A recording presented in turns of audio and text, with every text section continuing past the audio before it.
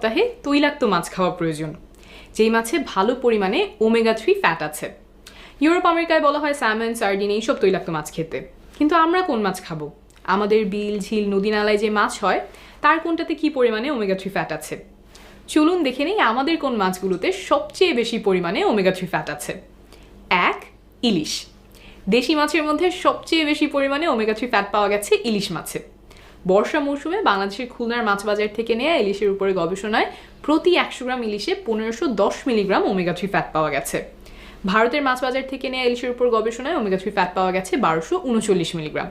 সেই তুলনায় স্যামন মাছে ওমেগা-3 ফ্যাট পাওয়া যায় 1436 মিলিগ্রাম। 2. বাটা মাছ।